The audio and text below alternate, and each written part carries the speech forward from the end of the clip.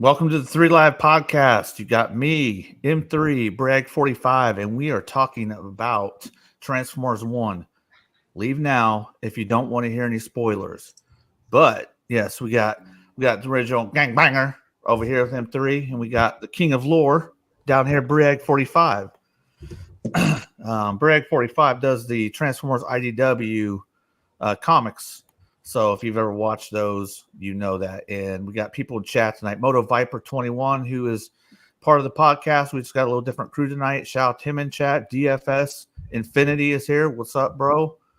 Let's see. We got MC. I don't know if MC is still here. He might be an old comment. So don't know how many people are going to join because I don't know how many people have seen it. But go ahead, Marcos. Start off with whatever you want to talk about here. Thank you. It's good to see Briag45 here right there. Come on there, good buddy. Haven't seen you in a long time. It's good to see you back. I hear you're going to go on a vacation coming up, man. Good for you. I can't wait. I can't wait to see pictures and hear all about it because that is exactly where I want to go. It's like my destination on the planet. I think it's fucking awesome, dude. So cool. Pat, thanks for hosting the channel tonight. And I really, really loved this movie. Good cop, bad cop. Pat hated it before. He hated it, everybody. And then he saw it and he loved it. Now I'm probably wrong on that, but shout out Briag. What are you doing, man? Nothing, man. Just here to talk, get excited about Transformers, get people excited. So if you don't mind asking, what's the lure to the place you're going? Because you can say if you want, but I'm not going to say for you, but I didn't know Marcos has been wanting to go there too. So what's the lure with this place you're going to vacation? Or what's the driving factor, the attraction? Well, so I'm going to Ireland, and it will be, just a quick vacation, 2 weeks, going on a guided travel tour because I've never really been out of the country, save for, go up to Quebec in Canada or take like a cruise down to Cozumel, I don't know if I really count that as being really out of the country, but I'm going to take one of those guided tours because one, I really want to see like the green fields and the cliffs and some of the castles over in Ireland, just some of that old world stuff. And I get severe anxiety if I can't speak and communicate with people. So I chose Ireland because they speak English. So, and if I went to like Spain or France or something, I would probably crawl in a hole and die and end up being a hobo till I learned the language over there. But plus the food. I love food. So yes, this is the guy who bakes Pop-Tarts in his skillet with heavy butter. Fuck yeah. Oh man. Yeah. I know what you're talking about, like not speaking language. I basically go to Mexico like twice a month. I don't speak Spanish. Makes me nervous, because I don't want to be the asshole that can't speak the language, can't communicate, and I want people to cater to me or something. I just want to go there and be part of it. All right. So we've all on the panel have seen Transformers 1. So we're going to start off by thinking what we thought we were going to see, right? So how many trailers did you all see? I saw one when me, my wife, Briag45, his wife, and Ramrod went to show me. We saw Twisters. Yep. They had a preview for it. It seemed very childish, and I was like, I was not drawn to it. I'm like, that's just very childish seeming. But anyway, what did you guys think when you first saw like any media for this thing or any trailer? Go ahead, Marcos. I'm almost positive we were on Curtis Schultz. Shout out Curtis Schultz. Shout out Halloween Bangers. Shout out Backstage Bangers. We were there, and I think he played a trailer for it. I want to say, because I don't watch regular TV or anything like that. And on YouTube, it didn't pop up on my feed, but I'm pretty sure we watched it there. And immediately, once they showed the voice actors, I was like, oh, dude, Keegan-Michael Peele. Is it Keegan-Michael Key? I'm in on this just because of him. I love that dude. I think he's great. And his voice really, really I was like, no shit. Okay. And then to have a little bit of a change up from Welker and Cullen to some new guys doing them. I kind of felt a little, okay, maybe they should have used Cullen and Welker, but I was like, okay, wait, give it its own chance. And once I saw what the dilemma was with them being minors and then sliding down the mountain and then finally figuring out that they could transform, I was in. I was like, oh my god, I got to see this. Beautiful. That's all I gotta say. That pulled me in real quick. I was done. What's up, Derek 2727 DFS Yeah. Moto Viper 21? What up, man? Go ahead. Your first impression when you knew this was coming, or the first trailer you saw. Well, so I obviously have a bias because I love Transformers anything. So when I saw the first trailer, I loved the animation, and I loved that it was all on Cybertron because I've been wanting a movie or some long, like several season type thing where everything just happens on Cybertron, because I just wanted more of that, more lore building of that world. And I was excited for it being a kid's show because I really want kids to be excited about Transformers, have something that we had when we were kids.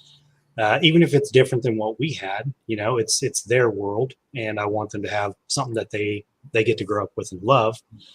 But I was secretly hoping in the back of my mind that it wasn't like just a one-stop shop, one-time deal where you're going to see this movie and that's it. I was hoping they would put some story behind it, and they would dip darker into it. So when the kids are watching it, they start getting, oh, what's going to happen next? And they get a little excited about, so like the big finale happens, but then there's more after it. Like, well, that can't be the end. And I feel like that's what we got. And I don't know, just it kind of got me excited. And I saw the original trailer with you at Twisters, and then I saw like an extended version of that trailer. I think it was released probably on YouTube or something that showed a little bit more. And I don't know, I thought it was just going to be mostly child friendly and more fun, but secretly wanted it to have a little more lore and darkness to it, and it delivered. Yeah. Shout out to Dare 2727. What's up, bro? So my first impression of this, just seeing my first impression, as I was super excited when I saw there was something coming out, and then I heard that the voice actors were going to be celebrities, right? And I wasn't into that. I was very wrong. I think that it went very well.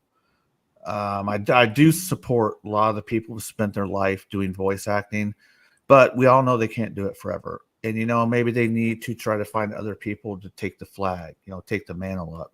So, and I started thinking, I'm like, I was kind of fucked up for thinking that, because if you go back and you talk and you think about the Transformers 86 movie, what's up, Larkin's Lair? And you think about the Transformers 86 movie, they brought in big names. Orson Welles, Judd Nelson, who was pretty fucking huge at the time, Eric Idle, the dude that did the Micro Machines that talked real fast. So they were even doing kind of a little bit of that back then too. So Leonard Nimoy. I mean, fucking, how could I not say Leonard Nimoy, right? Yeah. Right. And he took on the most pivotal character of the whole entire fucking show. He took on Megatron. Megatron morphs to Galvatron. So I was definitely wrong. Shout out to Bull 80, man. Hey, we're going to get back to the podcast with Bull 80 and Moto Viper next week, bro. We were just doing some people who had seen the movie, but I was definitely wrong. So we're going to branch off into that. Briag, you have a bunch of questions, and we're going to hit them up. You still got them access? Yep, I got them pulled up. Now, if you have any questions regarding casting, I would love to start on that, because Scarlett Johansson as Elita 1 was fucking great. I love the fact that Elita 1 wanted to punch everybody. That was just fucking awesome. She would have punched everything, dude. But so before he goes on this question, voice acting, Marcos, anything? I know you said you liked it, but what did you really like? Keegan Michael Key as Bumblebee or Badass Tron was fucking awesome, dude. Badass Tron. I can't do it. I tried. It was good. Good, dude. Yes. Go ahead before Brad goes. The question being, what did I really like about it? I mean, I knew you liked it, but what did you really like, man?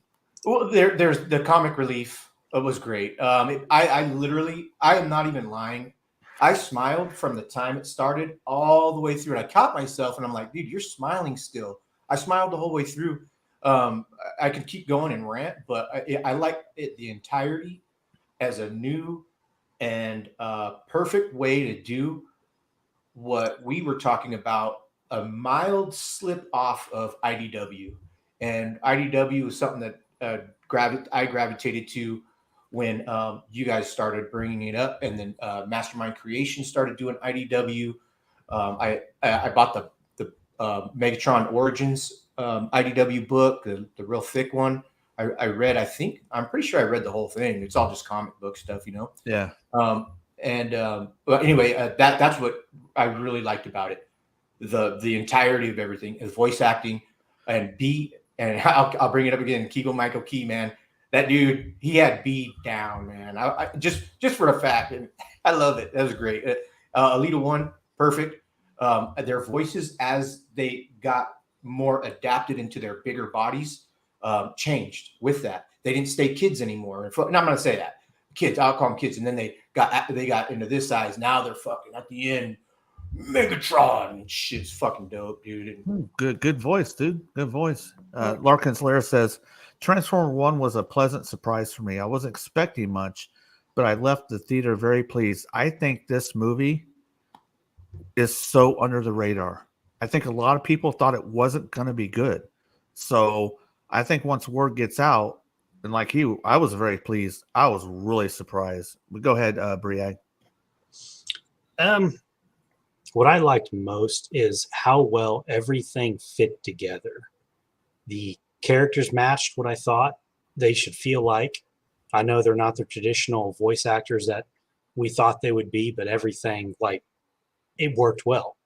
If you think about, like, all the sounds, like at the very beginning, you've got Orion sneaking through the archives, and as he's taking footsteps and stuff, you hear the clanking of the metal in his footsteps. Sounds like he's on Cybertron.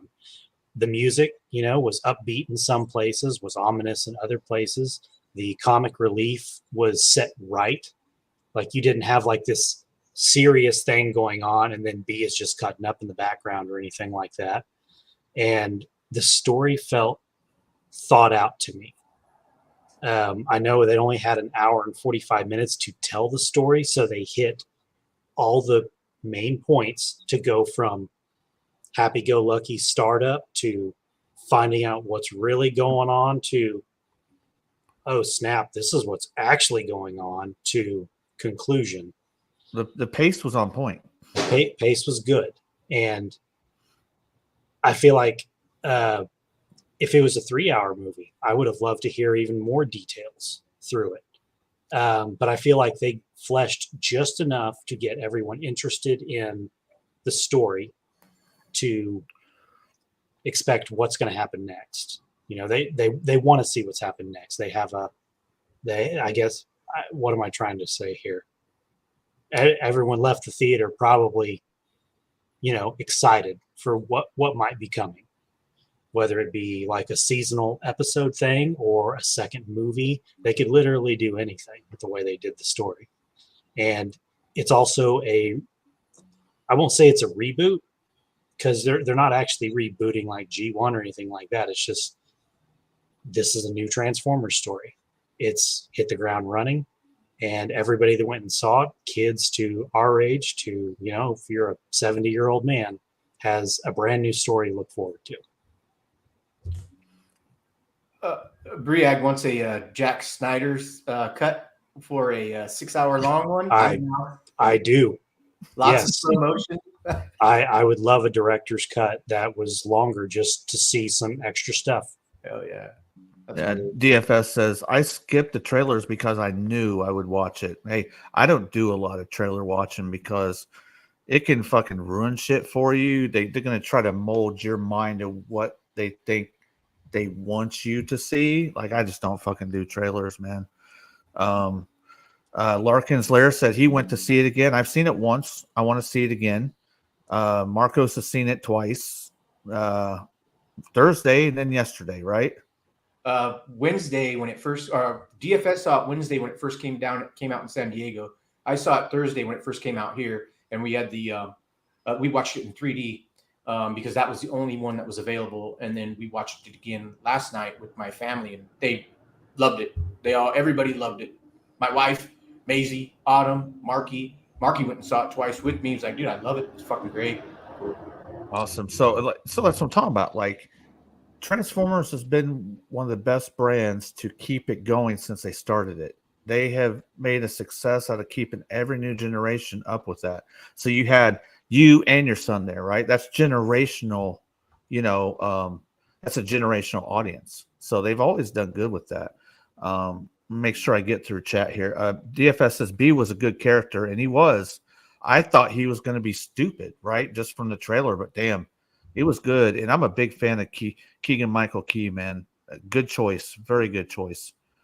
My name Skybound does. I'm going to get through some chat, then we're going to get to Briag's questions. Larkins says, I wouldn't mind if Skybound does some filler comics to expand on some more details like the war within, like the war with the Quintessons. So I think we're going to touch on that later, right? Is there going to be more? And the Quintessons play into that, right? Will they make more? Will they build off of this as opposed to just building off of Rise of the Beasts? Where are they going to go? We'll kind of talk about that. Make sure I get through this.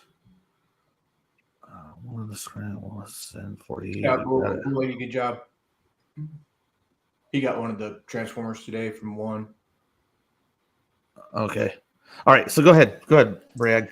Anything you want to fire up off your interview sheet? Interview us, baby. Okay. We'll just start at the top. Oh, yeah. All right. On a scale of 1 to 10, where 1 is absolute garbage, 10 is absolute perfection, 5 being an average movie you might watch again just because, how would you rate Transformers 1? Remember, 5 is an average movie. You'd probably see it again. And these questions are up for chat too. Chat, please throw in as well. We'll answer them, and then chat goes, we'll move on to other shit, right? Marcos, you always go. Go take it every time, and then I'll go after you, man. Thank you. Now, I'm a simpleton, but I do appreciate perfection. If I could give it a 100 out of 10, I'd give it an infinite out of 10. I will see. I told my wife when we got in the car last night after it was over, I said, I am going to own this movie, and it's going to play over and over and over, and as a back screen, just like I did with The Matrix, Jurassic Park, and you might fucking hate me for this, say, what the fuck? Netflix's Damsel? Fuck, man. There's certain movies that something gets inside of me and really wants to just see it again and catch all the little things that I missed and all the little things that I missed until it's almost memorized, where I could fucking repeat and recite as it's going along. That's going to be my movie. 10 out of 10 for sure. Okay, so as we talk, Bragg, if you want to interact with anybody with your question before the next person goes, just go ahead. You go ahead and pull. What do you say? First, DFS says he gives it a 7.75, and that's not a bad score. That's not a bad score. Right. Because usually when I rate stuff, like a 5 is enjoyable to me. Like I watched it. I'd watch that again. So when you start saying like a 7 and 8, you're just like, this must be some good shit. Mm-hmm. I'm going to go ahead. I'm going to give it a 10. Now, I don't know if you want me to completely elaborate. You want me to go ahead and tell you why I give it a 10? We got all the time. Let's do it. Okay, so I've had time to think. I think when Marcos wanted to know my score, like I'm giving it 10 because this had huge Prime. If you've watched Transformers Prime, the show that was on like 2010 to 2012, I'd never seen such a visually amazing cartoon as I did Prime. And it had edge. It was kind of raw in parts. It was not just made for kids, right? And when I watch this movie, I'm like, this movie doesn't exist without Prime. They needed to do that, right? So everything had to have Beast Wars started out. The animation wasn't the best, right? But there had to be a foundation, right, Brad? Everything started from there. No, it didn't look great. None of this other stuff happens without it, right? So I think your next big mark is Prime, and then this takes it to another level, right? I don't think they do this very often because it takes a shitload of money to make this kind of animation. I mean, you're seeing like fucking reflections and Cybertronium. What do they call Cybertronium material, Briag? Fuck. Cybertronium material? Yeah, like what Like they're made out of. It's not metal? metal. They got a I can elaborate when they were when I could have Megatron- swore I've heard it called Cybertronium before. Cybertonium or something. Anyway, go Marcos. You were just saying the reflection. One reflection that comes to mind is when Megatron's walking towards the cave, and it's got that sheen of the mountain, and you could see him walking past it. And Sentinel Prime, when he's got the fucking sword and he's got it right up against Megatronus, and it shows his face in that, or Megatron. Even though I've seen it twice, it's kind of like slipping together. But the reflections are great. Yeah, sorry to interrupt. Yeah, the visuals are just fucking amazing, and I've been waiting since Prime to see something like that again, man. So that took me to another level. Not being annoyed by the humor. So many shows, movies, they overplay the humor side. I thought, sure, I'm watching this, it's overplayed. It wasn't. It was great. The pacing was on point. The action scenes were a little blurry, but that's where I need to see it at home. I need to stop it, look at it, kind of study the pictures, right? I think that just goes with anything, right? Fight scenes are very intense. They're fast. I don't think they was as blurry as Michael Bay's live action stuff, right? So a huge callback to Megatronus. Love that. Huge callback to the original 13. The original 13 is a line continuity that they had around Prime, but they like went away from it. So when I saw this movie, I'm like, fuck, that's the aligned continuity. So that's just some of the things that made me give it a 10. Yep. So you can answer your own question. Please answer your own question, Briag. So when we go, Okay. let us know what you got. So if I'm sitting here thinking about it right now, I'm obviously hyped and excited about it. So I obviously want to give it a 10. If I'm going to look at it from future perspective, just looking back and probably rewatching it and enjoying it over and over, I would say it's a solid 8. And again, an 8 to me is pretty dang close to perfection for how I rate stuff, because there's always room for improvement. And I do wish it was longer. I get why it's not longer, because it is focused a little more towards getting new and younger audiences on board. So in that regard, it did exactly what it's supposed to do. It got straight to the point. It kept a nice narrow cast to focus the adventure on. I mean, you had these 4 main characters and then the big bad, and that's what they went with.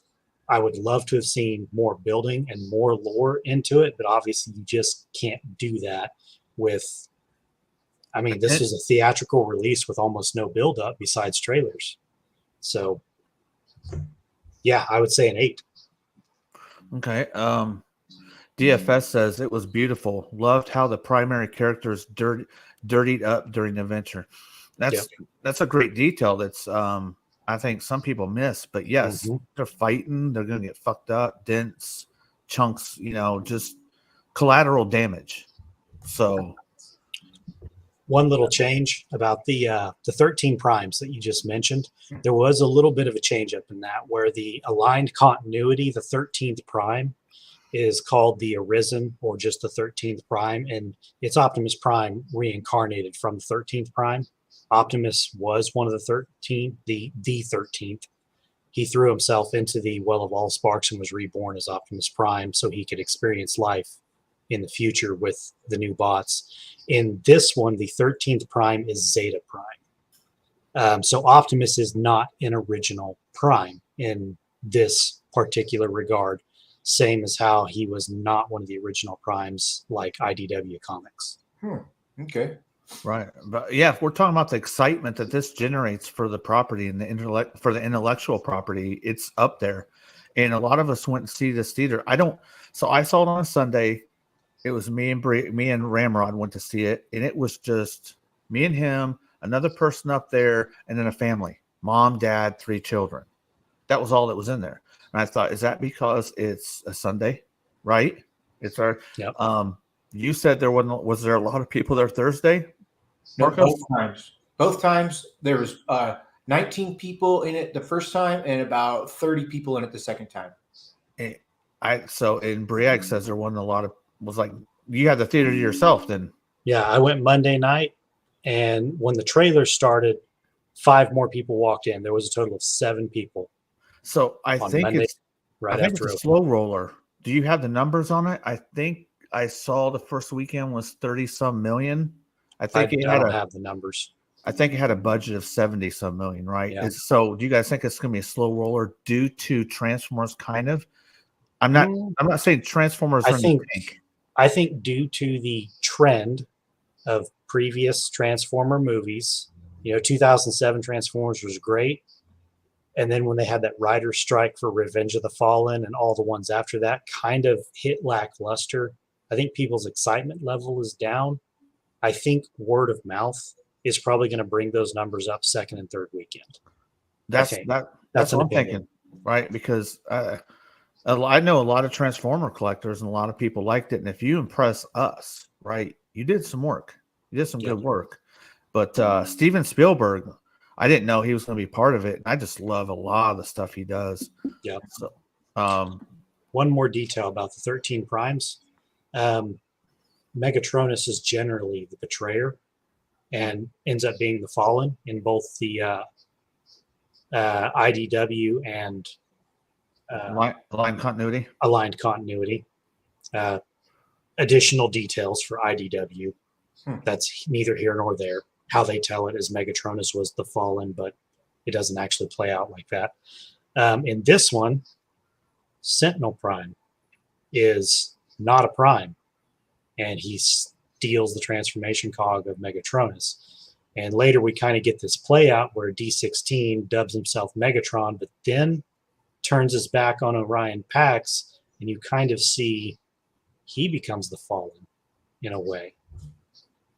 So a little bit of callback to Megatronus through Megatron, different way of approaching it. Right. So thought that was neat.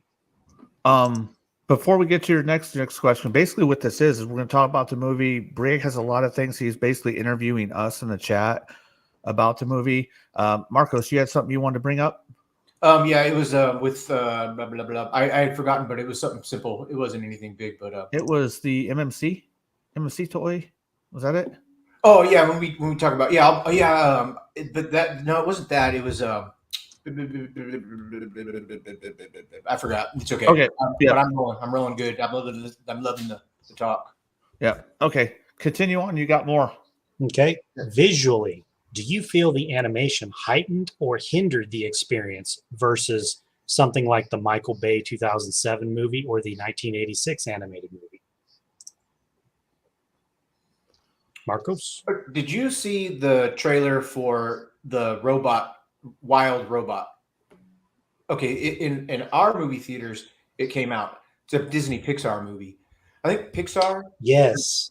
You saw that? Okay, Yes. I think Pixar does really good. It's kind of like a 3D animated, obviously, but they bring in the life of like when they got up to the Cybertronian surface and they had plants and everything's moving and like the wind is coming. I think they actually used some real design, real AI. I think AI probably touched base in this movie a little bit. The eyes of the characters all had character and like you could like souls, right? I really liked that. I think the animation did it well. I can't imagine them doing it like Disney's. I'm going to use this for an example. Moana, great, but it's not the 3D Pixar kind of stuff. It's a step up above Moana and all the other Disney movies. Brave, the redheaded girl that's the Viking. Any of the Disney movies are great. They're fine, but this type of animation really kicked in. The lasers, like Pac was saying, the reflections. I mean, this thing was generated to literally have a really good visual for me, and I'm a visual whore. Yeah, I think it did it well. Pac, what say you? What say I? I say I'm a visual whore too. Like, can't help it, dude. Like, okay, like you see a car with a nice lines, just clean, a chick in a skirt, whatever you want to say, man. I'm just a visual whore. So this movie entertained me visually from start to finish. Like, and that's a big catch for me. I don't know if I've seen many. If I'm thinking about all the things that are inspirational to me, dude, don't sleep on the 86 movie animation. That animation was fucking good. right? I love the animation for the Transformers '86 movie. Then you had like Toy Story, the first one with the Pixar type style. That was groundbreaking, dude. And just I know there's other stuff in different genres. This is just for me. And then nothing really jumped out at me until Prime. 86, Toy Story, then the Prime series, and then this. So I'm hoping. I'm just hoping we get some more somehow. I don't know if that's possible, but that's what I got. Oh yeah. I also think the visuals were pretty on point. When you think about like the 1986 movie, you remember watching the seasonal cartoon on regular cable television, and then you remember seeing the 86 movie and the step up in animation budget they used. Like Ultra Magnus was tore apart, but when they're reassembling him and the Junkions start wiping him down with polish and he gets all super shiny, like there's a reason the MP figures and the Studio Series figures focus the detail of those figures off of the 86 movie in several ways. In regards to one, the biggest things I noticed is the dark areas were dark. The light areas were light, especially in the subterranean Iacon City, the big flashy Las Vegas lights. When you looked at stuff like I was looking at Orion Pax's shoulder pad, and it had like the detailed panel linings on it. And it wasn't just red. It was red in a deeper color in the back for shadowing. And then as it got to the front, it started lightening up because you could tell where the light source was from. I feel like they paid a lot of attention to light source and reality for a metal world that would be just popping with energy. And of course, when they got to the surface, they had the same thing with metallic moving ground and the animals and the greenery that just added to the whole techno-organic feel. Pack, what you got? So I'm going to throw in a question for us in the chat. And we'll always start. Anybody that asks a question, Marcos is first to go. No humans involved. What do you think? No humans involved. Going back to Transformers Prime, Miko is my favorite. Max and the other kid, the parents did well. I believe is the principal. Fine to have humans in it, but they're on Cybertron. There'd be no abs. They haven't even. It was 4.5 million years ago, but even more. I think the Cybertron, the war on Cybertron after this point lasted eons, and then they hit Earth, then they crashed, and then they fucking were another 4.5 million before Teletran 1 fucking ignited everything. So this is 10 million years ago, if at best. There's not even a thought of humans. But does the film, is it stronger or weaker in your opinion with not having any humans? Like it's a straight up fucking Cybertron. If they would have thrown a human in there, I don't know how they could have done it. So no, and the reason I asked this is because in the comics they got humans, in the cartoons they got human companions. For a long time, a lot of Transformer fans have wanted just robots, just Cybertron. Like that was a big thing with Stormbringer. If you read the Stormbringer comic, one of the main things they were like was all robots, no humans, right? Okay. So to you, is it strong? We understand it can't be there, but is this movie stronger without humans? Is it something that you wanted that way? Yeah. 100%. What's up, Big Stan? The only humans that should be involved is Spielberg. Spielberg, that's a good one, dude. Sorry. What's up, Big Stan? Big Stan's in the chat. What up and what's happening? You can hear his voice, man. You know what I'm talking about? Big Stan. And he's what's got up and what's happening? Everybody, more than meets the eye, baby. Robots in disguise, baby. Yeah. Ooh, yeah. I got my creamer. Ooh, yeah. I forgive me, excuse me. Oh man, that's hilarious. But go ahead, Briag. Just want to make a call out here to DFS. The fight scenes were clean and wasn't full of why did they do that action. I agree. I was watching and every bit of the fight scene seemed to make good sense and was action packed. Especially loved how Elita 1 did this weird roundhouse kick where she rotated her entire waist and pivoted on her ankle that was planted in the ground and just did this giant roundhouse. He also says, I swear Botanica was hinted at during the surface scene. I didn't catch that, but I bet you're right, because there was so many callbacks in this film that it's going to take like 3 or 4 watches just to catch them all. And that does excite me if there was one for Botanica. Yeah, that's What question did you ask? is the movie Humans. stronger? Yeah, is the movie stronger without humans? Basically, what's your whole thought? Is it stronger with humans, without, just being on Cybertron, not being on Earth? What do you think? I would tell you that there's 2 different kinds of Transformers movies, and there's the one with the humans and the one without the humans. And I have been wanting something without humans for a while because we've had a lot with humans. I've been wanting, like, whether it's a prequel or a new story startup for lore, or something that was just more involved with, like, they went back to Cybertron just because of the animation and the imagination that goes into it. When you got it on Earth, there's this sense of realism because you see earthly things, you see humans, dogs, cats, bikes, cars. When you're on Cybertron, it's all made up, and there's a step up in imagination of what you have to do to make this story work. But it's also kind of like a blank palette where you can make anything work because of what Cybertron and these robots are. So when I learned it was all on Cybertron, it gave me the type of excitement I had whenever the War for Cybertron and Fall of Cybertron games came out in 2010 and 2011, 2009 and 2011, back then.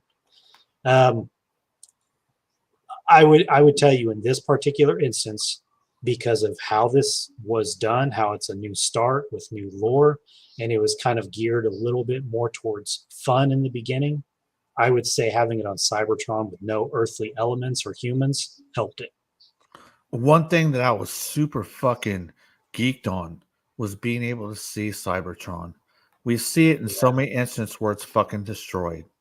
Yeah. But you can see it in its fucking glory, right? We don't get to see that much, right? And watching Primus transform into Cybertron in that one little cutscene. Yeah. I mean, yeah, that's why I'm like, I want to see more of, like, the thriving civilization when it was like that. You know what I mean? Yeah. They just touched on Underground Iacon. We've still got Kaon, where all the pit fighting and Megatron and them happened. If they decide to make Trypticon an actual city, because we got a lot. What's up, JJ Prime? Boom. What's up, Prime? Yeah. Real quick, man, I intervene real quick. What's up, JJ Prime, man? Good to see you, man. When the starting of the movie of 1986 movie, it's got all the robots walking around on that planet. That's not Cybertron. That is the place that gets destroyed by Lithone. It's a moon of Cybertron. Is that correct? The first one is Lithone, that has Kranix and Arbalest. Mm-hmm. Yeah, that's the planet of Lithone, which is much like Cybertron, and then they move on to Moonbase 1, I think.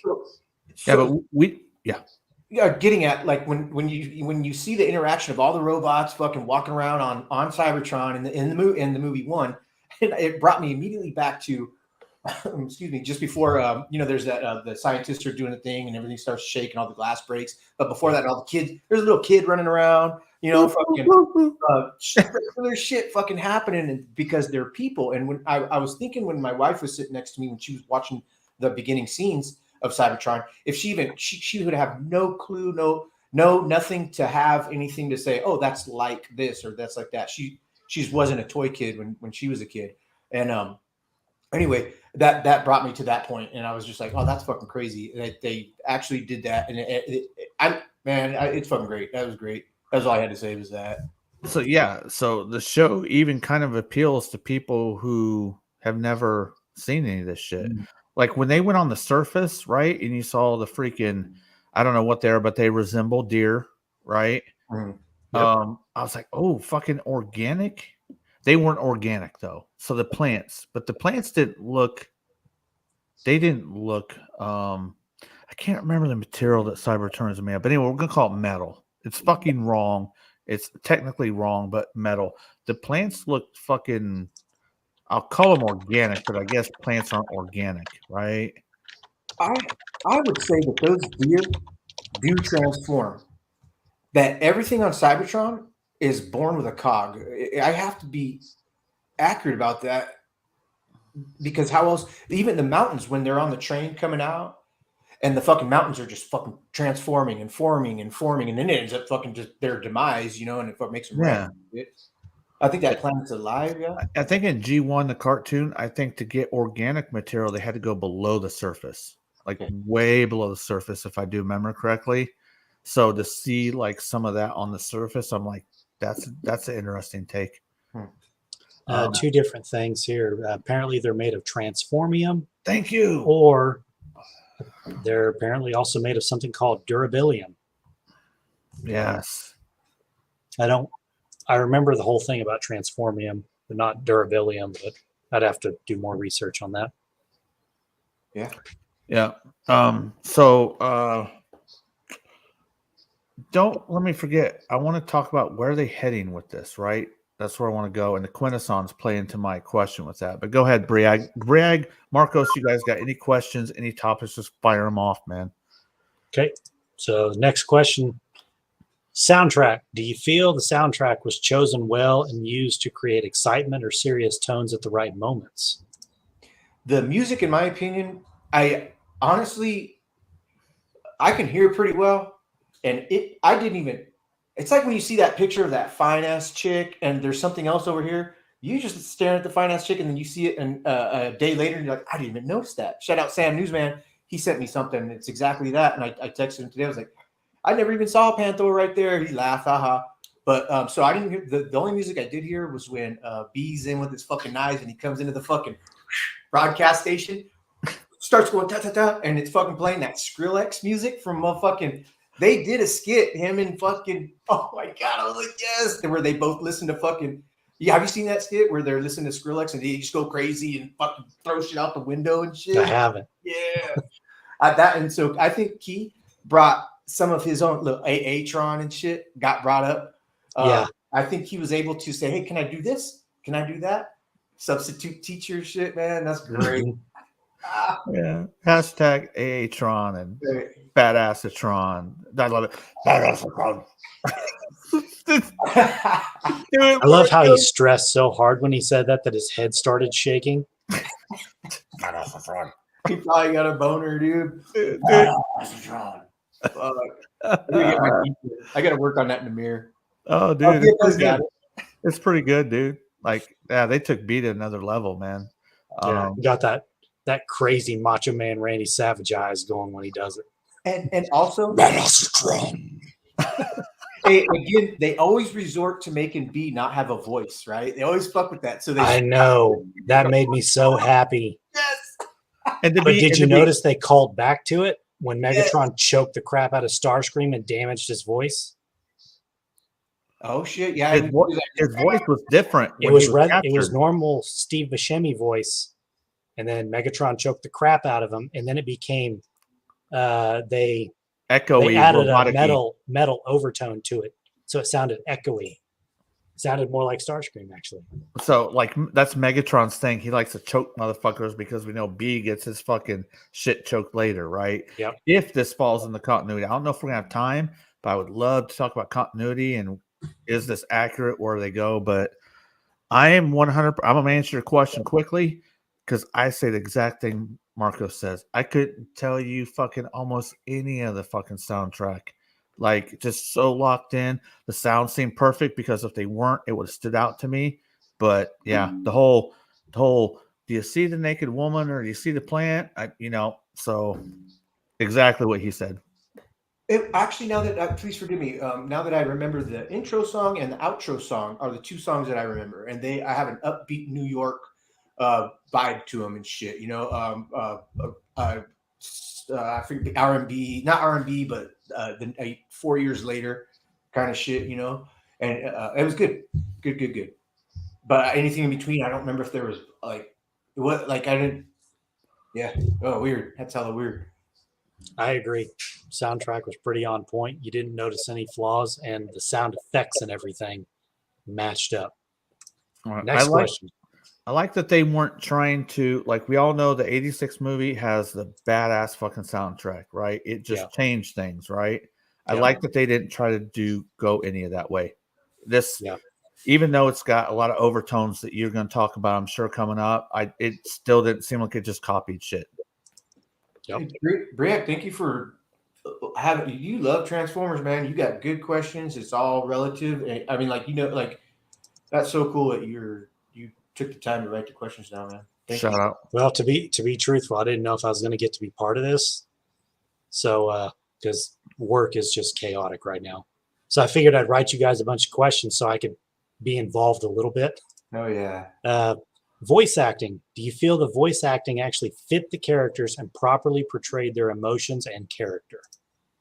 Okay, this would say where somebody said, well, okay, you gave the movie a 10. How can you say anything bad? The two ones that stick out of my mind that I would be like, but who else? But then by the end, I loved them. So in the beginning, through the middle, until certain things, my everything was able to go adapt to it and be like perfect. Especially Megatron. In the beginning, I was like, and Alita 1. In the beginning, I was like, man, I love Scarlet, but something's not exactly right here. And then as you learn her, I love when she's punching the mountain because she's pissed. She punches, like Pat said, punch fucking Shockwave in the eye twice and shit. She punched me. Those bitches. Those glitches. Dude. Excuse me. Those glitches. That's hilarious, dude. That's why, hey, Marcos originally had bitch in the thumbnail. He's like, no, change it to glitch. I'm like, you're right. You are right. Glitches. Even my wife laughed at that one when they said, hey, don't be a glitch. You don't be a glitch. Yeah. How did they do that? That's perfect, man. Even after that's another key point for this movie, man. They did really, really good. But some Ironhide-isms in there because he always used to say things like scrapping, glitching, leaking lubricants. Yeah, Transformers have their own dirty lingo. Like I think in Prime they used to always say fragging, fragging, right? Yeah. Alita 1 did say hell yeah. Where would the concept of hell be on Cybertron, right? Dude, I don't know. I think about that too. If you want to think about it in the concept of, let's say, Greek gods, the 13 primes. Have you ever noticed that the way the 13 primes are set up as gods with their own special abilities, like Vector Prime is able to morph about and do things in different vectoring. Amalgamus is built up of different parts and able to transform into multiple, almost infinite different collaborations. And of course, Micronus is like the example of the minicons. And if you think of it that way, each one of them is a god with their own special thing. It's kind of like Zeus had the lightning bolts, Hades, god of hell. In the IDW universe, they had the guiding hand, and the transformer that was revolving around death was Mortalus. And he wasn't so much the god of Hades or anything like that. But I would tell you, if you think of it like that, there probably is some form of thoughtful afterlife that's legendary in this particular mythos. I want to bring this up because I did pick up on this. I don't think he overplayed it. I don't think he was trying to be him. But I don't remember if it was one or two instances, but I'm like, I hear it. I hear what he's trying to do right there. At the end, it is exactly what I need to hear from Megatron and Optimus Prime simultaneously, because they were both motherfucking the shit at the end. They fucking both were the fucking shit at the end, dude. Yeah. But like you said with the voices, right? The reasons that they were kind of off to you in the beginning, that's because they did their job. They were progressing, like as they got bigger with their cogs, right? So their voices changed. So shout out to whether it's the casting coach or the voice coach or whatever they want to do, the direction, whether it's Steven Spielberg, Michael Bay. Hey, start off with your voice here. We're going to transition it as you progress. So, dude, shout out to everybody that was doing what they were doing in this, because it was good, man. And shout out to Chris Hemsworth. Never, ever would I have thought that he could pull that off, but I like him, dude. Fucking great actor, dude. I love fucking Thor. I love Ragnarok. I love all that shit. He Dude. he worked with Peter Cullen on the voice. Oh, Do you have a source So- for that? I'd have to go back and find it, Okay. but it was on TFW 2005. Okay. I don't know for like how long or any of that, but it makes you feel like Peter Cullen gave his blessing on it. Well, and helped him. And it's like, Develop dude, that. if I want to give a shout out, right, I would do something like that. Yeah. So just, I don't give a lot of things perfection. And when Marcos told me it was perfection, I'm like, I don't see myself doing that, right? So hey, like we said in our last video we did, it's been over a year ago, right? We're reviewing the whole deal is make Transformers great again, right? That's what we're looking at. The last movie, it wasn't bad, right? The fucking Rise of Beast. Rise Rise of the Beast, like it was not bad, right? It wasn't great, but it wasn't bad. It was enjoyable. Yes. Okay. Good word. Enjoyable. I would give it like It's 7. what I'd call, like for me, it would be a 5. Like Yeah. I've watched it 3 or 4 times and I've enjoyed it every time because 5 is not a bad grade to me. It's a good average movie. To me, this didn't even seem like a cartoon. No, I'm just like look at like it just. This is how they look. This is how it these just felt motherfuckers like a look. step up. I mean, like you said, like watching Moana, you still know it's animated, but it's 3D and high quality Pixar animation. But this is something different, just a little better. Yeah. All right, I'm gonna get to a couple comments here before we continue on because we're gonna keep it moving. I want to make sure that we get to all the shit, and we're about halfway through because Brieg's got X amount of time tonight. DFS says the second watch through, I listened to the voices more and decided they all did a great job. Was badass how Orion / B127's voice changed after certain events. Yes, exactly. I'm glad that a lot of people are noticing the good work put in because speak it, tell people, right? So other people can go see it because Transformers do kind of have their names kind of in the cellar when it comes to media, when it comes to movies. You know what I mean? The toys carry on. Everybody loves toys, right? They love those toys, but they just need to jolt up. JJ Prime says, interesting how Megatronus Prime is portrayed as a good guy, even though he is supposed to be identified as the first Decepticon. In this iteration, like we just talked about, you went through all the 13 primes already, Briag, right? The difference between this and the Colline continuity. In this, he completely is not that, right? He's not the defector, right? Even though he's got the mask. In this iteration, this is why the Decepticons take that symbol because of the idolization that D16 has towards him. So he was not bad in this one. You get right? You know what I mean? Yep. If it makes you feel any better, JJ, the way they did Megatron D16 in this, now he's the Fallen and the first Decepticon because he turned his back on Orion. So you get the good feels there. Pop! What's up, Pop? What up, Pops? What up, Pop? Pop the trunk. Hey, Pop's got that. Sorry to break it up. Pop's got that new Megatron when self transforms and shit. Damn. Oh, the Robosen? Mm-hmm. Nice. Oh, yeah. Oh, dude, I'm not really into the Robesons, but we're talking about Megatron here. Like Megatron is always my favorite fucking Transformer, dude. Man, it's a good looking thing. Yes. Okay. Next question.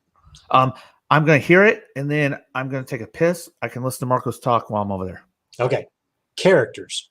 Did the characters feel like who they should be? For example, we usually think of Bumblebee being a younger, more lighthearted personality, where it might have felt awkward if he was a brooding assassin type character. Go ahead, Marcos. Okay, so he wasn't a brutal assassin type character till the end, and he was dancing around and having fun with it. He didn't even know he was killing people. He was like, oopsie, look at my knife. He even killed his best friend, Steve, man. Shit. He's like, no. In the beginning, okay, so go back to like the Bumblebee that I know. Like he never talked to the Michael Bay movies, and that kind of stuff. That was one thing about the Michael Bay movies that I never really liked is you couldn't really communicate with B. So I go back to G1B. Now G1B, I always remember him. He was friends with Daniel and shit, and that was his buddy. Yeah, so or was it Spike? Excuse me, Spike. Yeah, Daniel was with RC. Okay, oh lucky fucker. I'll go with RC. pushing him away and shit. Get out of here, like Fred. But fucking anyway, the Bumblebee could be funny, but to have him be this funny, um, and a lot of people are like, he wasn't that funny. Yes, he was. I could just see they could literally get Key's head and dub it into the whole movie, and I'd be totally fine with that. I love that guy. So, but no, I think it was a little bit of something that I had to just, I easily adapted because who they chose for the voice. I'll stop there. Yep. I think I would agree. I really like how they started the characters just being your average Joe Blows, doing their jobs, mundane jobs, being worshipped like they were the foundation of Cybertron, and they were, but they weren't actually being treated that way. And then they casually just grow into their own as they start realizing the severity of the situation and what they need to do. So I really felt like every one of the characters really fit, save for one. One character did not fit my perspective of the character, but it's not a deal breaker because I want to see what they do with it. Shockwave, kind of very limited in his vocabulary and seemed like a hulking brute. Definitely not the Shockwave I've ever known, but see what happens. Maybe this is him right now, and maybe something happens to him later that makes him genuinely super smart. Like they go through Impurata with him, like they did in the IDW comics, except he's already looking the way he is, and they wipe all his emotion. And maybe he becomes really intelligent once he's able to control his rage. Like Spock, right? Yeah, there you go. Like Spock. I'm going to go ahead and go through chat after I answer this. Anybody, so basically the question is, was anybody that was off that they gave a personality profile to that didn't feel like it match. Fit to you? It didn't match. I don't think so. Even though Megatronus was the first one to defect, even though they changed that a little bit, I thought it fucking fit, right? I thought it was just fucking good. Like, that's his inspiration, right? But so no. The only thing that I didn't like that didn't fit with me, I wasn't a big fan of Steve Buscemi before he got choked out. The voice. So the voice, I was like, no. Steve Bloom is pretty tight. Was that his name in Prime? Was it Steve Bloom? Stephen Bloom, yeah. Yeah, dude, fucking tight. He had grovel. Like, yeah, had that real deep voice. Yes. So yes, the Starscream's going to sound a little different this time around. Yeah, so I just wasn't feeling Steve Buscemi as Starscream. When they put a little metallic on it, I was like, it's better. But so let me get caught up in chat. I love that DFS keeps bringing up Beast Wars references because I know those. Oh God, it's gonna be so hard to keep this at 2 hours, guys. JJ Prime says Transformer 1 should not be compared with the 86 film. Both movies are in two total separate continuities, so the lore is going to be different between the two regardless. So what I say is that you could say, hey, what's your favorite Transformers flick? Right? And you can have a choice. It doesn't mean you're comparing it, right? So I see what you're saying. But if I want to ask something to us in the chat, what is your favorite Transformers movie? I mean, you know what I mean? So, Marcos.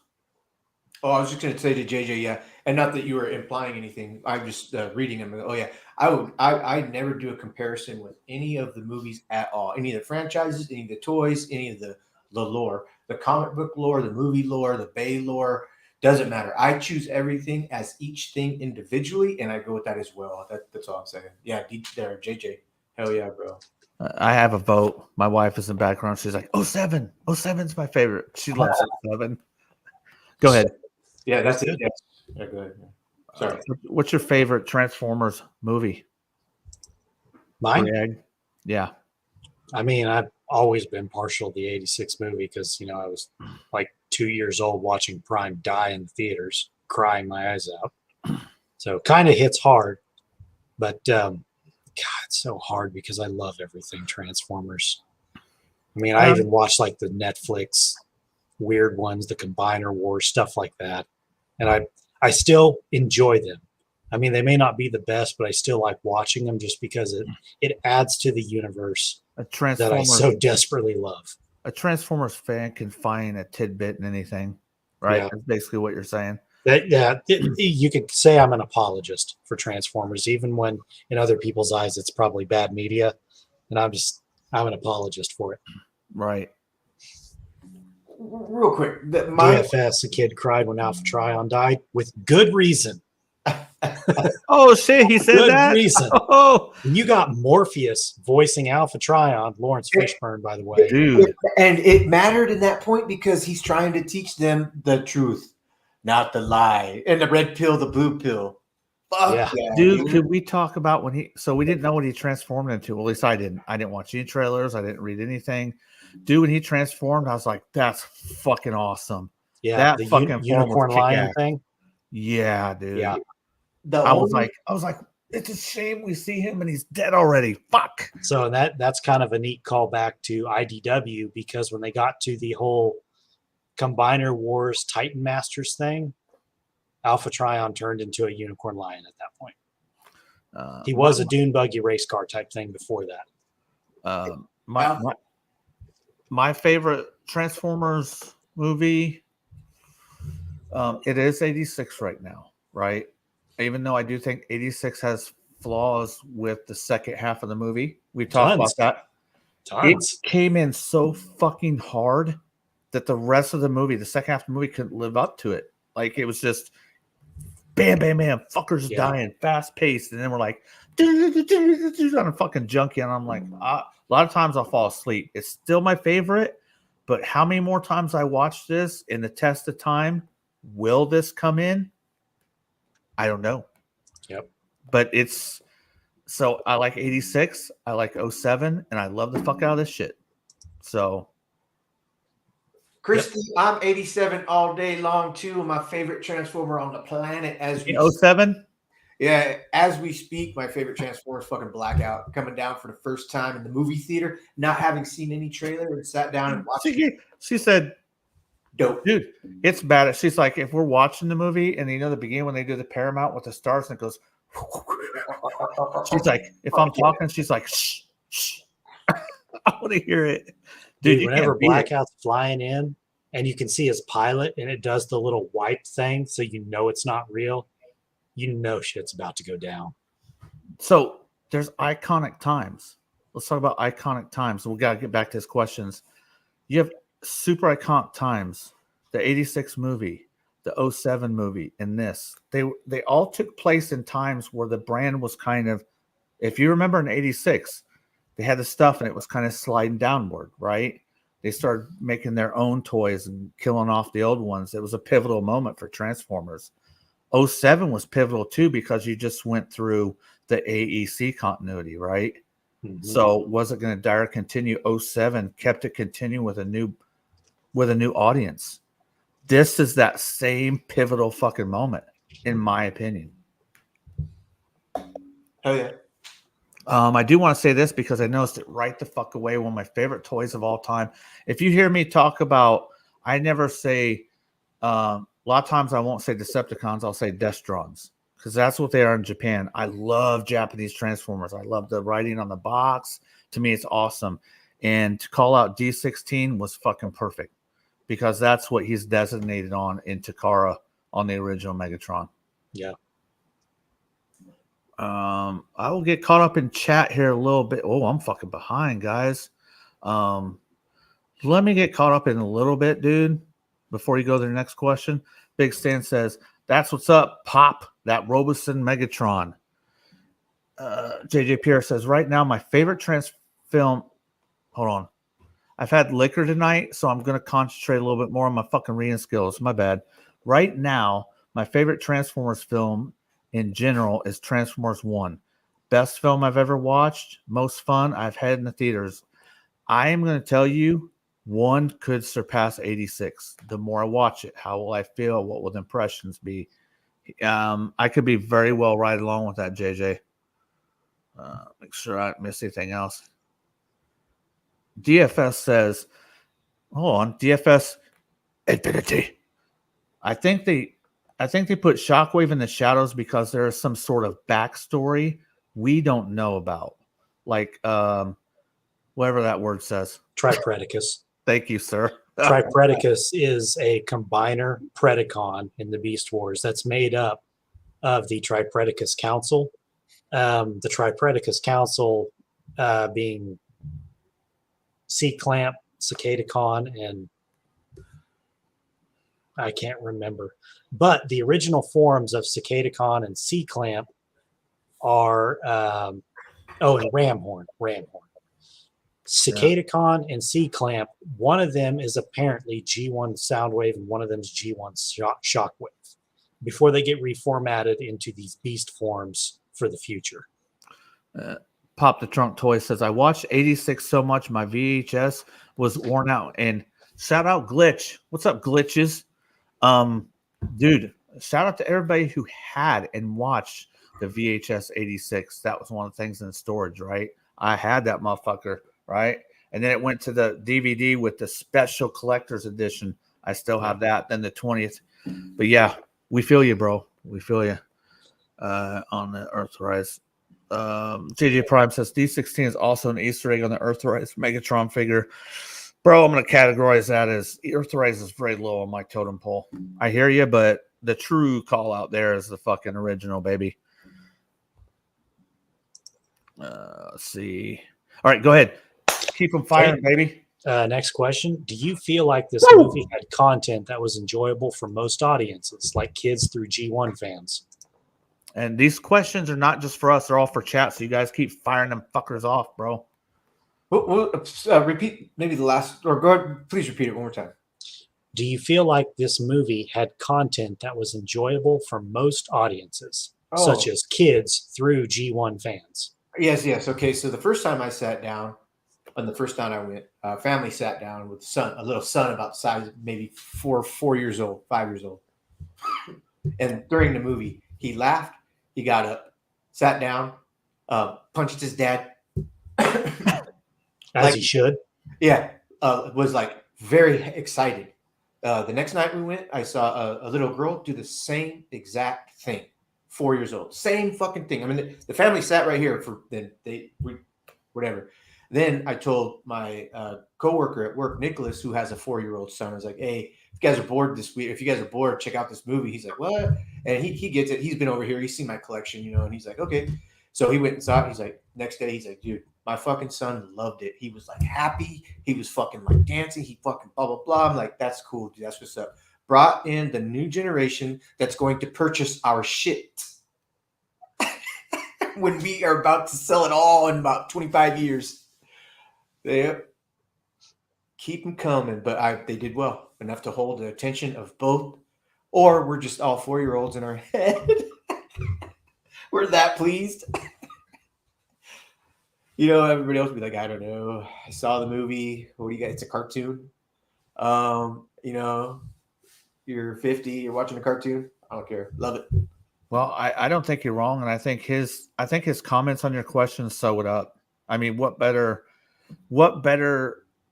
answer to your question is to see what you saw like directly from children in the screen. And like I said, top of the show, you name me one company that's done a better job of keeping Transformers relevant through the generations. I have criticisms of Hasbro.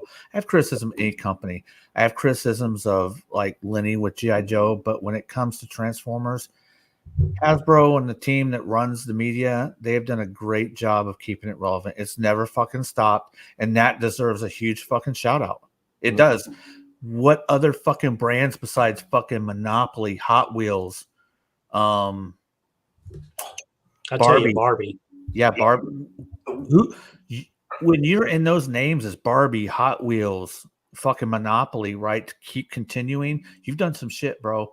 So I want to give them a huge shout out for keeping it relevant. And I love so many toys, but Transformers has always been my motherfucking favorite, dude.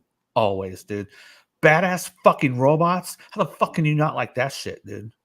Right? And they have a function. So when I was a kid, I started out playing with Hot Wheels and Matchbox. And these fucking toys come along.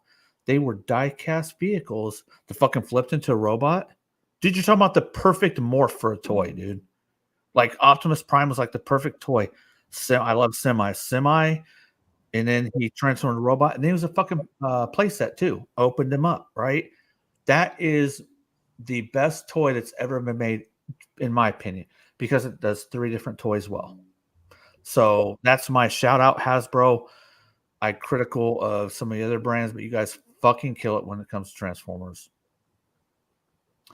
So like think about it. The all-star team, if you think about everybody you saw in the end credits, they merged DeSanto, they got fucking Bay, that a lot of people are critical of. They got Spielberg. It was a merge of all these minds coming up saying, let's fucking bring all the shit that we've done fucking together one fucking spot. And those 2 new writers, I really wish I knew their history, because it really feels like they did their homework on Transformers, reading up on some old stuff and thinking, how can we mix this lore a little bit more for, a new story, but still get the feels. I want to fucking watch this in the theaters with all my fucking brothers. It sucked that we couldn't see it with you, man. It lacked a little something. I want to see it with Marcos. I want to see it with DFS. I want to see it with JJ fucking Prime. Pop the Trunk Toys, dude. Like, we all just fucking go to the theater and we fucking kill it, dude. Like, it's fucking badass. Okay. Yep. I'm going to stop rambling. Go ahead, bro. Okay, next question. Do you feel like the storyline made sense and could be expanded upon in another movie or other media, such as comics? Yeah, I'm not even going to elaborate on that because that's really good. But I mean, it's like 100%, and we're hoping to do so just for the fun of it. I didn't go on an adventure and buy any of these toys yet. I'm waiting. I'm going to wait a year and see what's available at that point to see. I'd like Alita 1 because she's very purpley and shiny, but I want her the size that I want her. I don't want a little one. I want anyway. But yeah, somebody may upscale her, or somebody may do a third party that's even better. Who knows? People like us, they're season collectors. Like, yes, give me just the definitive version. I don't want anyone. I just want you to make the right one. Screen accurate. It's got the fucking paint. It's got the shine. It's got her fucking proper face print with her attitude, because Lita 1's got some attitude in this motherfucker. Yeah. You know what I mean? You just face plates, take them out, put them in, pick them out, put them in, Yeah. Yeah, 100%. That was a good question. I want to elaborate in the end. I want to make sure we have time. I want to talk about them because it relates to what you're saying with where are they going? Where could they go? Okay. Do you feel this movie is worth seeing in theaters for most audiences? Every audience should see it in the theater. We went on a discount night. It was $6 per person. That was nothing. I mean, yes, see it in the theater because it's huge, but seeing it on a phone, you're going to get a lot out of your phone, but seeing it in the theater is fun. It's more fun. Yeah. Yep. I agree. Pat? I think it kind of goes along with what we're talking about before, but I think it's a generational flick. And I think it's got great Rotten Tomato score. Like, every time I've looked, it's 88%. The popcorn meter is even higher. So the new score for the audience is called popcorn meter. So once it catches on, put word out there, then it can start making that money. Because if they don't make the money, they can't keep making this high production piece that you saw, right? Everything is about business, right? If they don't make the money, we can't keep getting more. It's just how it works, man. So, yep, that's my answer. If it makes any sense. DFS says, give us the MPM. Yes, I'm more inclined to getting third-party representations, but I'm still waiting for third-party representations from Prime figures, dude. Give me screen accurate with Prime, all this shit. Oh, real quick, Marcos, before you go, I remember what I wanted to say. When I was taking a whiz, you guys were talking about Steve. Steve instantly flashed me back to Transformers Prime. Bria, if you remember back when memes first started, Transformers fans coined one of the Viacons as Steve. Do you remember that? Yeah. So as soon as they said Steve, I'm like, more Prime shit, dude. More Prime shit right there. Yes. Good catch. Like, people like us were like personally characterizing generic soldiers we saw, right? So I was like, that's got to be a fucking call out to Prime, dude. Oh, yeah. What if they did all the toys by say 3-0, just non-transforming because you don't know what they transformed into, but all the 13 primes from that movie? That'd be crazy. The main line is going to have them. They already have listed Solus Prime and I believe Prima. I don't know if that's going to scratch my itch. Like I said, I'm a more seasoned collector. I love third party because they do it a little bit better. If they don't transform, they're going to be perfect, but I would want some. For some stupid reason, I don't transform them no more. Brieg's 45, that's his jam. He loves transforming them. I like to know that they do still. I'll get some that don't, but in my mind, I'm like, that motherfucker transforms, but I don't need to fucking do it. I know he does it, though. Good enough for me. Right. Okay. Next question. In regards to the franchise, do you feel this movie will have a positive, negative, or neutral impact, such as gaining new fans, retaining old fans with enjoyable content, toy production, and overall renewed faith in Transformers?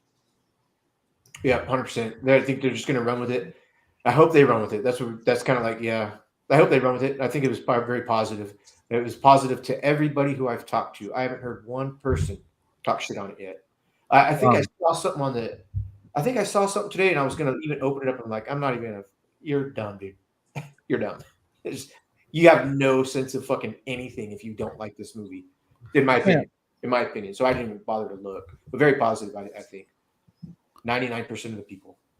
JJ Prime says, Studio Series is one of the main toy lines that delivers the definitive versions of the characters. How they make a movie that isn't full of crap. Seems like very fine. I watched it. Maybe I should scoop this car. Prime. Just a second, guys. I want to make sure I got everybody handled. Yep. JJ Prime's not wrong. This franchise isn't just G1. It's so many people. Like G1, Beast Wars, AEC, Animated Prime, Prime Wars Trilogy, Siege Trilogy, Bayverse, motherfucking Now What You Got With This, dude. I think I went through about all of them, right? It's vast. So we're not all about, like, I know a lot of people are fucking fed up with G1ers, call them G-winers. I like it, but it's not everything. I just love it as a whole. Fucking as a whole, right? So there would be no G1 whiners in this bitch. We love it as a whole. Yes, sir. Whiners. Okay. Last question. What? This is the Are last you question. Me? Hey, you that'll have make you have been answering some of your questions. Huh? What's up with that? Huh?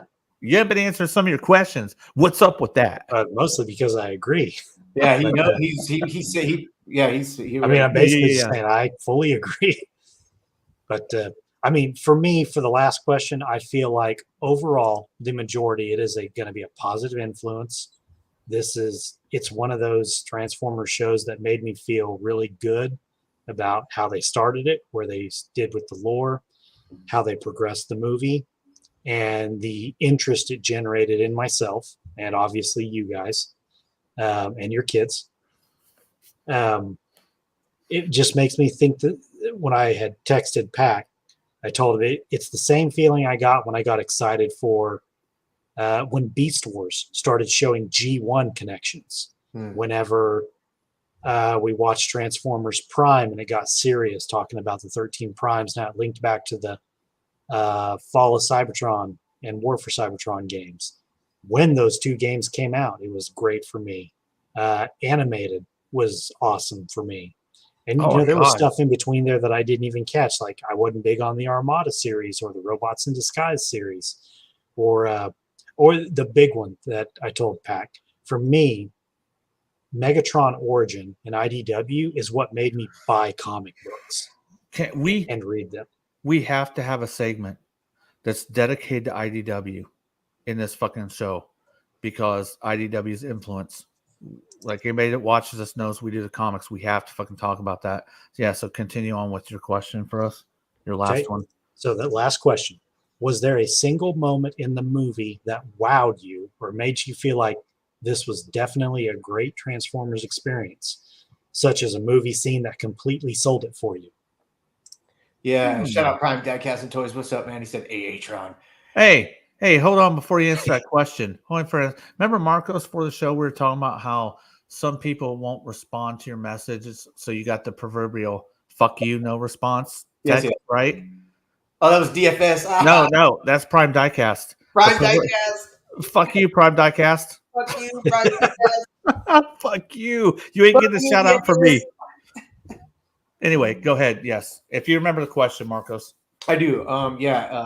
The end when fucking Megatron's just kicking the motherfuckers' asses and his red lights are fucking trailing and shit, and he's just fucking. And I think he grew about 2 feet at that point. Marcos, do you remember in one of the comic books that his IDW, the Origins, Megatron had his eyes doing that, dude? Yeah, I think it's on a comic. Yeah. Front. Yeah. Fucking call it. I'm sorry, bro. Yeah, and I will annihilate that scene, but that whole right when that started to when Prime came down, and you know what? Everybody in the movie theater, all 30 of them on the second time I went, here like it was Superman getting fucking pulled back up, and they were like, "Woo!" and shit. You know, I was like, "That's fucking sick." Later, JJ. Have a good Later, one, buddy. JJ. Thanks for being Oh with us. man, yeah. Thanks for stopping, JJ, and shout out to Nicholas for showing up. Or what's up, Nick? What up, Nicholas? So for anybody that might be here, that don't really, I don't know. I guess nobody cares about obviously the fucking spoilers, but that was my holy fucking shit, amongst other little things, but that was the biggest thing. Yeah. So the trailing eyes. Well, and him just getting hella big and kicking ass and fucking. Well, another scene that's good to mention was when he fucking got hella pissed at Starscream and his fucking cannon appeared out of nowhere, and he's like, "Fuck." I was kind of hoping that he would just annihilate him. I'm like, oh fuck, Starscream's gone for the rest of this fucking bitch, dude. Done. Just destroy him, bro. Oh, dude, I could go on. There are a lot of. Go on. What's up? The first time I saw Black Arachnia come in, I knew at that point that Sentinel Prime was fucking the bad guy. Didn't he take the word? Did he take the words out of my mouth, Briag? I told you that earlier. I was like, I knew he was bad. Yeah, Arachnids. And she came in hot. And I want to say she's the same voice actress as the red triple changer in Bumblebee movie. Shatter, yeah. It sounded much like her. Might But then, be. dude, loved it. Her name's Arachnid, not Black Arachnia. Okay. Two different characters. Air Arachnid, yeah. Arachnid. We're yeah. used to like Black Arachnia. Wait a minute. Spider's Yeah. a spider because Prime is black. Prime is Prime. Wait a minute. No, Prime is Arachnid. Yeah, Prime is Arachnid. That's Okay, where yeah. she came from. Black Arachnia She's is a spider Beast Wars. plus helicopter fly thing. Okay. Dude. And she they gave a great homage to playing with toys. Is ARC don't break her. RC's fucking ripped a leg off and beat the shit out of her. I said don't break her. She's like, I'm not. I'm being gentle with it. Alita, when Alita was beating the crap out of her, yeah. Or I'm being gentle with her because that's how the other night how people came over for a taco kickoff. She was just giving her the tire iron, man. Just don't break Dude, it. I'm playing gentle with it. Alita 1 was badass in this motherfucker, dude. Like that's something. So if your question's like what stood out to you, they decided to now follow me for female strong characters, right? And who you're gonna have as a female lead, right? You could have gone with RC, but they decided to go with Alita 1, right? And I was like, you know what? Not a bad choice. But a person who doesn't want to go on a limb would have just made RC the one. You get what I'm saying, Brienne? yeah. So- Alita 1 it's a tough choice because most people don't know that she's supposed to be Optimus Prime's female counterpart, as in leadership and how she was leading the fembots on Cybertron and G1. She's a strong, prominent character. And she's also strong and prominent in IDW in the later comics when she comes about. So they did great to that homage that they gave. She's like, I'm better than you in every fucking way. Okay, so I can just imagine her now. She's like, no, what are the Amazonians and shit, right? It'd be like the Amazonians of Cybertron and shit. Yep. Well, the G1 show, like they didn't portray it that much, but that was basically what they were. They were a team of guerrilla warfare female warriors that were taking on Shockwave and holding down Cybertron while Optimus was away. I seen this one Shockwave sees two the female fembots come in on Cyber where he stands for 4 million years. And he's like, I thought you bitches were extinct. Yep. Yeah. Before I go into my next highlighted comment, do you want to? I touched base on what I thought was pivotal, the choosing of the female character. What do you got, Briag, on your own question? Just want to touch on Prime Diecast Toys here. I'm gonna say that in a second, right? The added lore. Yeah. Hold on that one for a second. Okay. So you're wanting me to answer my own question? Yeah. So for me, what really, really grabbed me Later, Big Stan. was when it see you, Big Stan. Thanks for coming, man. Whenever they find Alpha Trion and he breaks down the lies and tells them everything that's going on, that's what really hooked me for the story. And then they witness, the Quintessons and Sentinel and all of that stuff. I forget exactly if that was first or second, but whenever he breaks down the story, that's what really hooked me, because that's what I was looking for. Was there it is. There's the lore. There's what's going to get me coming back, because this can't end in one movie. Couple other scenes that really pulled it in for me. When Megatron got so angry that he generated his fusion cannon. Yep.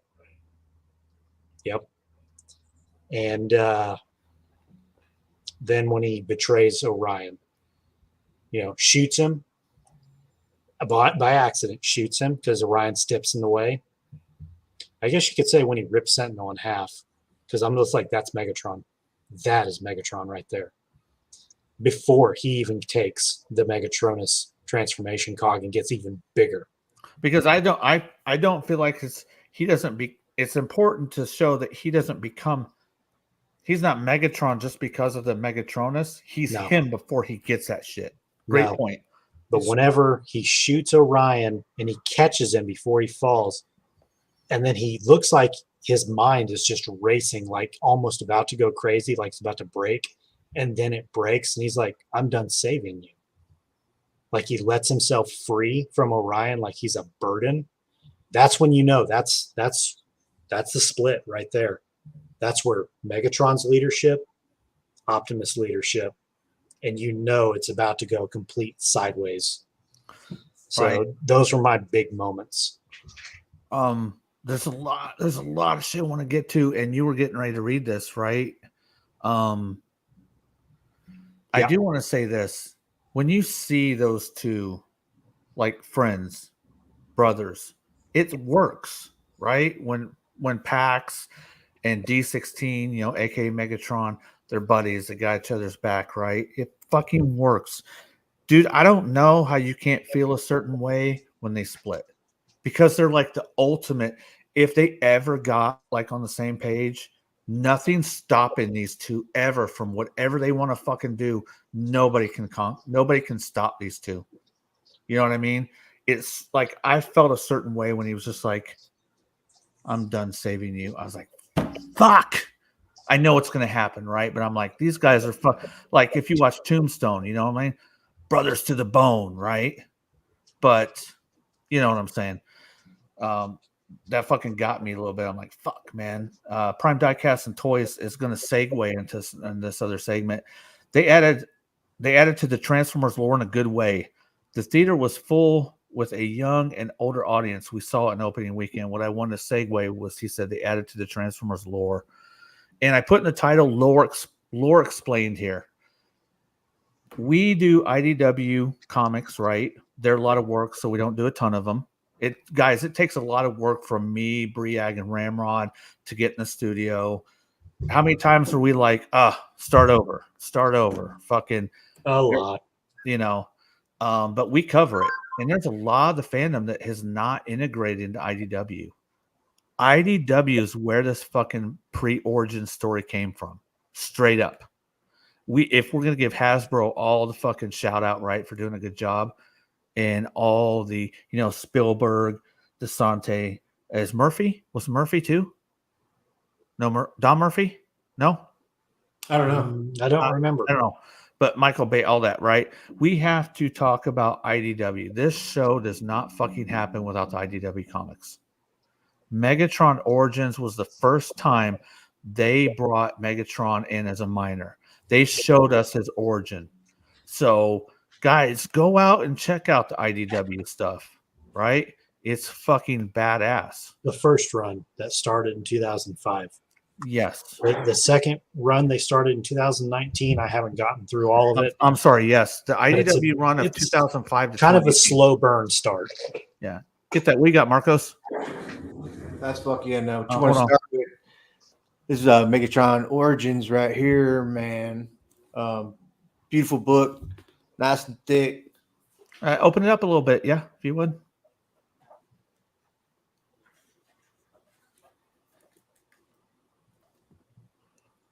I mean, just Yeah, look at the Spotlight Shockwave. look at the beautiful artwork.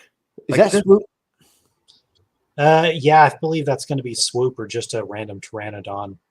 But it's supposed to probably foreshadow Swoop and the Dinobots. Oh, there's a, The heart of this movie came from IDW. Would anybody disagree with me on that? I feel like it had a lot of callbacks to a lot of things, but I feel like the main inspiration probably did pull from this.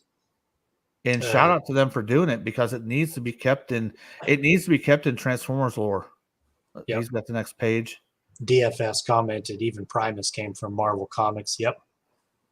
Primus and Unicron were part of the original Marvel run. Did you have some? Oh, okay. So go ahead and talk about this, Marcos.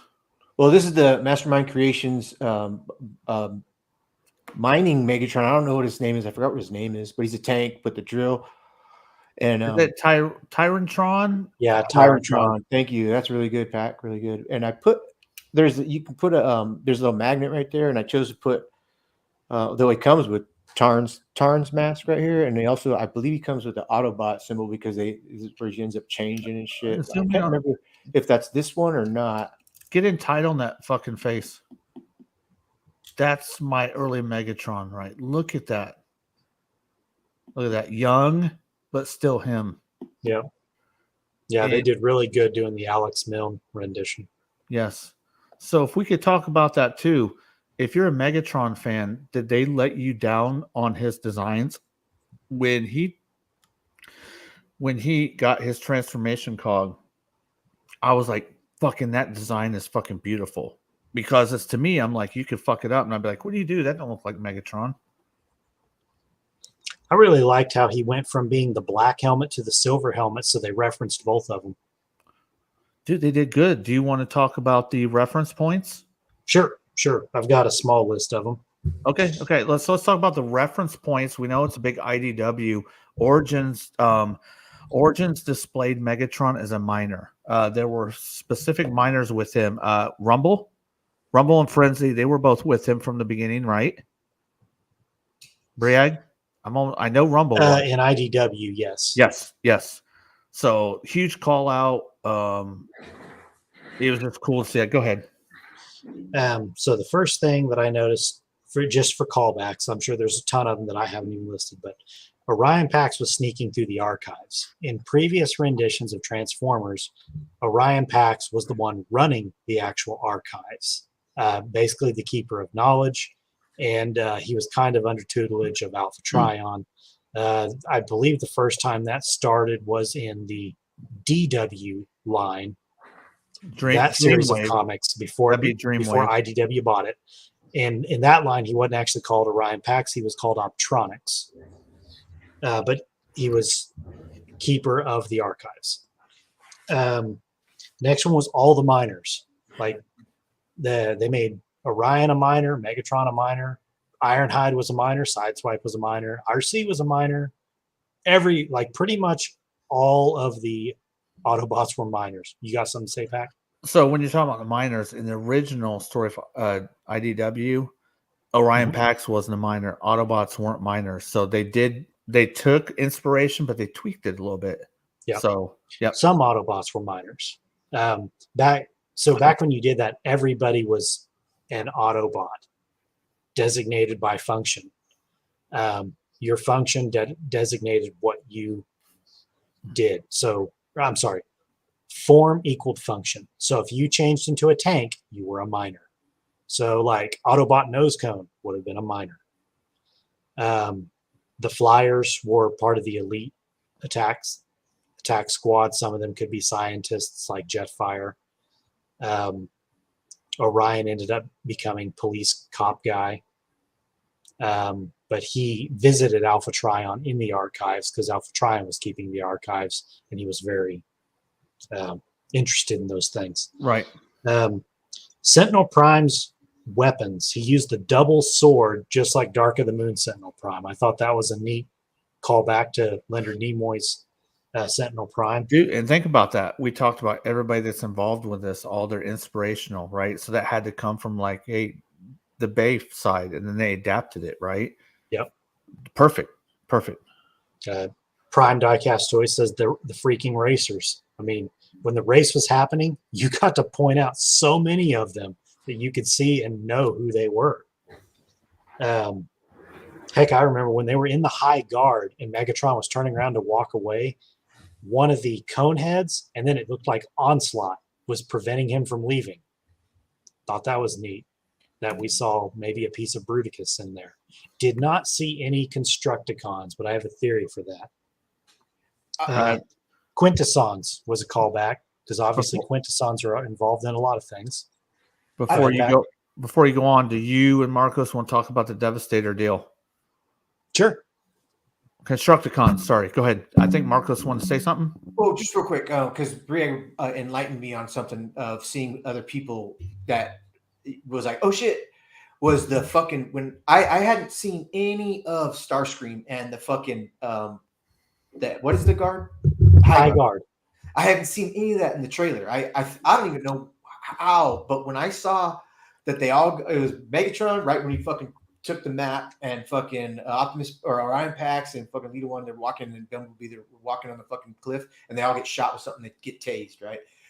When they even open their eyes or look up, it's the fucking cone heads, dude. I'm like, what? Dude, they didn't just have cone heads. They had like Slipstream in there. They had fucking everybody, dude. I'm just talking about right there at that point. Then I was like, wait a second, that's G1. That's fucking Conehead. And then boom, it was everybody, all the Decepticons. That's where he gets his army. I was like, oh, fuck yeah. Although as part of those, I'm pretty sure the High Guard consists of flyers and military vehicles. Yes, they do. Only basing that because I saw Onslaught.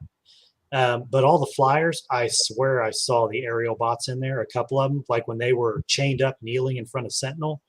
A couple rows back and to the right, I swear I was looking at. Dude, I need to watch that on the rewatch, like when it comes on fucking disc, right? So I feel like maybe not all the High Guard left with Megatron. If the aerial bots were in with them, that puts a different twist on this shit, dude. Right. Because I think they were there as the High Guard. As Starscream said, the only thing that matters is one bot's power over another. So several of them probably left and followed Megatron after watching him dominate Sentinel. But then part of them may have looked and said, you know what? Optimus just put Megatron in his place and allowed him to leave. We think his leadership is what we're talking about. Having one bot's power over another, not physical power, but leadership quality. Well, you got so that means splitting the High Guard. Even you got people going, do I go with raw strength or do with compassion? Strength and compassion. That's the splitting.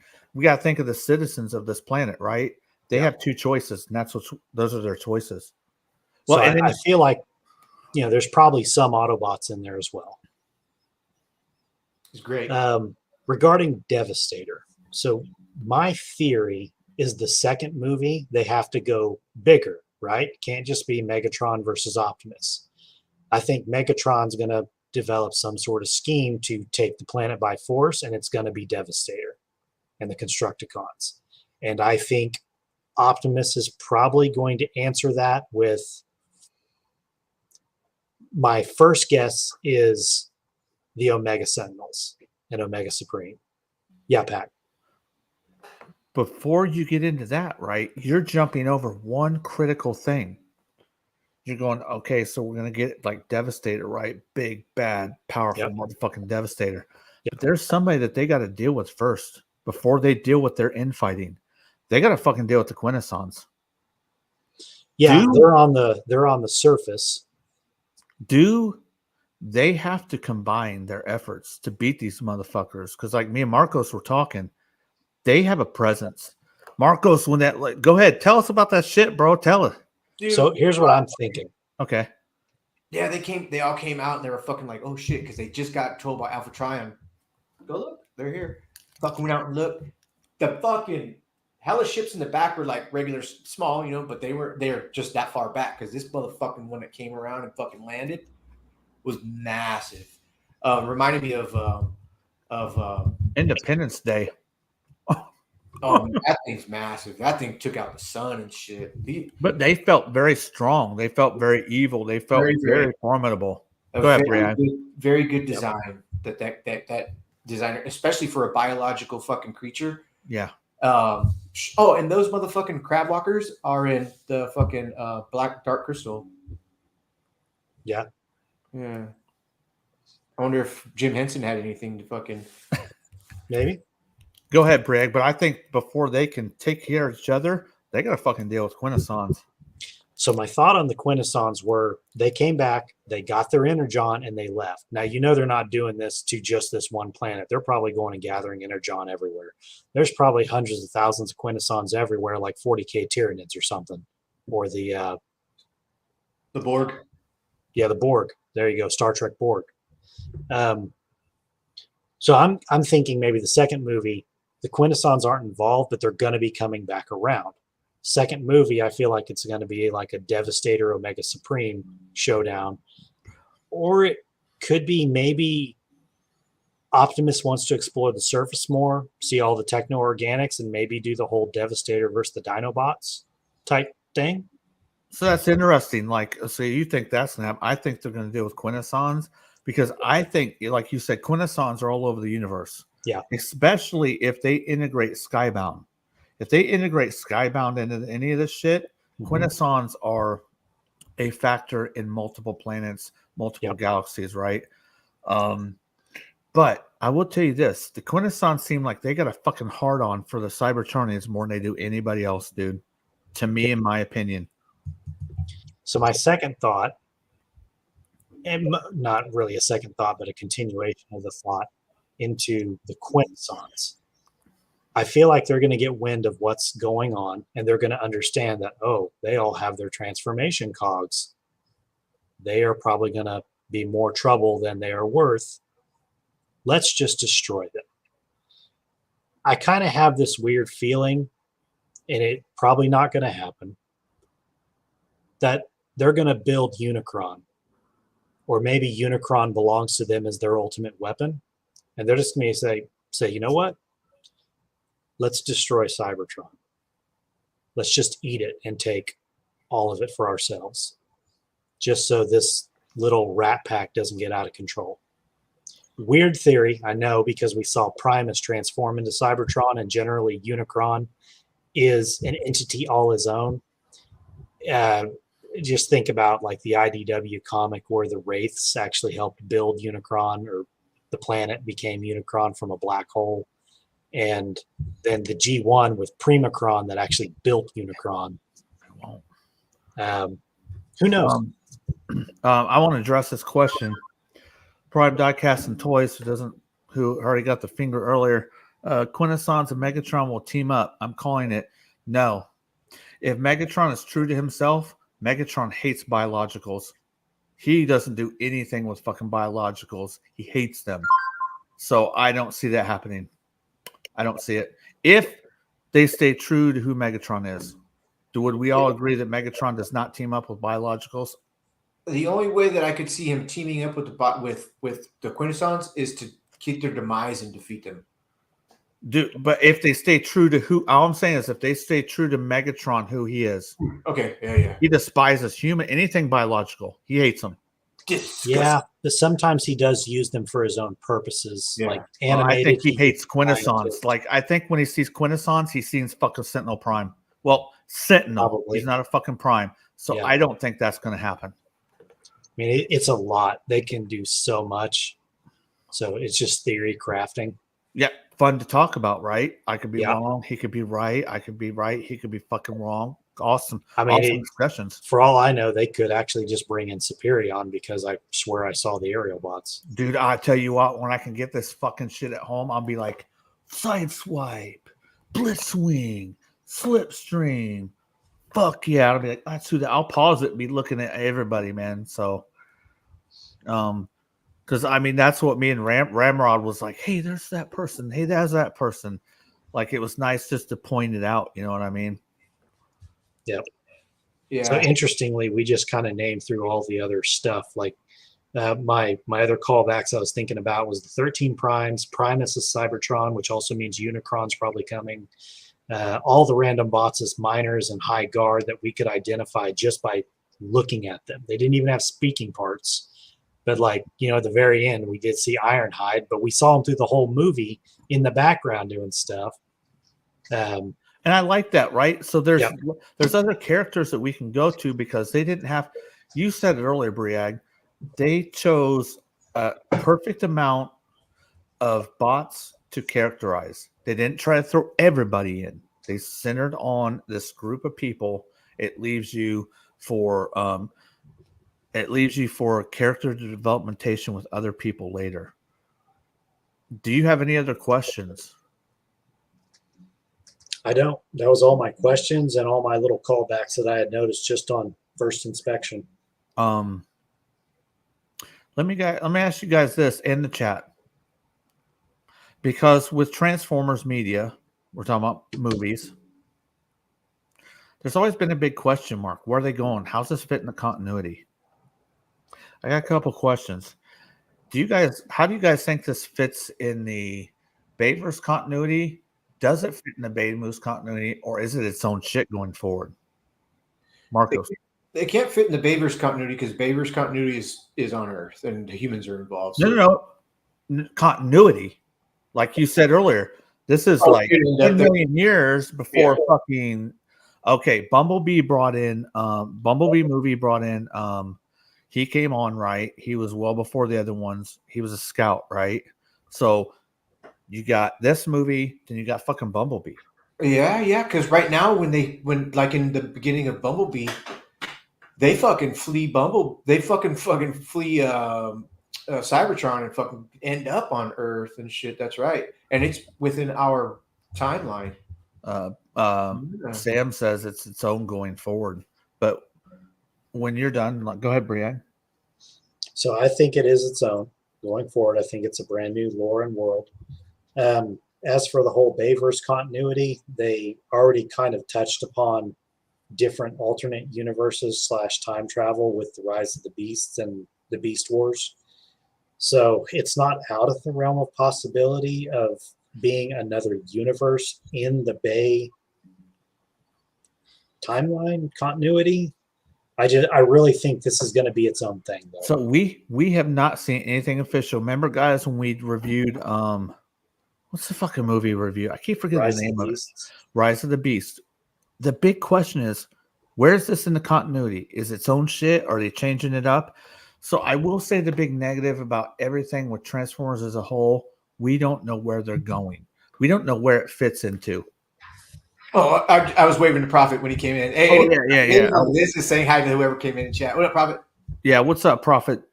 Director. Something. Would you say that's a negative? Like, we just don't. Every time they come out with something, we're not sure. Is it reboot? Are they sliding it in? Is it part of existing continuity? That would be the thing that if they could clarify, what is this? Like, this is easy to fix. Like Bumblebee movie, right? We saw flashbacks of Cybertron with CGI, right? Great. Yeah. If this is part of that, right? So all this is leading up to They whatever. retconned it a little bit for the 2007 movie where it's only Bumblebee on Earth and then Optimus and the others fly in, but in Bumblebee they're already there. Keegan Michael Key is Bumblebee now, dude. Like, it's done. Yeah, because he's the only one that can fucking gets to talk. So, He's done, dude. Fucking talk, dude. So what do you think? What do you think? Where is this? Is this before everything?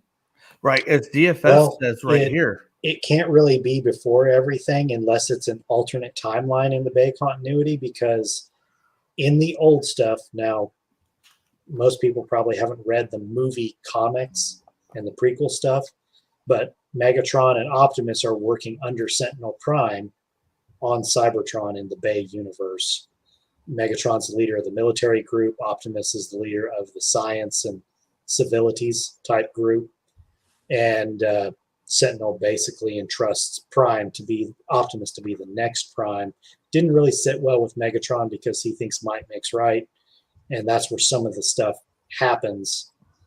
Now, obviously, those are comic books that were written with creative control, and we all know that Michael Bay likes to not pay attention to other people's writings on those things and just kind of retcons his own stuff. So none of that could matter. All right. So where hold on a second. Pop thinks it's its own deal. So unless anybody else got something else, the last thing I got is, where do we go from this movie? Where do we go? Do we get? Yeah, go ahead. Go ahead. Go ahead. You're good. That's all I want to know. Where do we go from this movie? I think a year from now to 6 months to a year from now, we'll see a year from now at worst, we'll see a hint to a second one, depending on the toy. I think it's depending on the toys and how they get sold with the kids and shit. And did they hit the right kid audience to have them going to Target, like, mommy, I want a Lita 1. Mommy, can I have this? And everybody's asking for birthday. They got birthday sheets. They got birthday bedspreads, It's like the 80s. One, yeah, Transformers 1 bedspreads, Transformers 1 pillowcases, Transformers 1 fucking socks, because that's what they did with G1 Transformers to get us. Transformers 1 Underoos. Yeah, I had a bedspread. I had a fucking It's sheet. stupid. Underoos. Dude, hey, who will throw super chats at Marcos wearing Transformer 1 underoos? I got, dude. The other night, it was like last month, dude. I was like, man, I had Transformers fucking chones on, man. Kurt was like, what the fuck, dude? I'm like, hey. Some people might think it's weird, but that's how we grew up. We Yeah. grew up with characters on our underwear, and that shit was legit. And then when we get to like teenage years, I remember you could go buy regular boxers, or like the premium boxers had the stuff you liked on them. Hey, They were more underwear, comfortable. that's fun to wear. That's stupid. You better patent that because a clothing company's going to take it.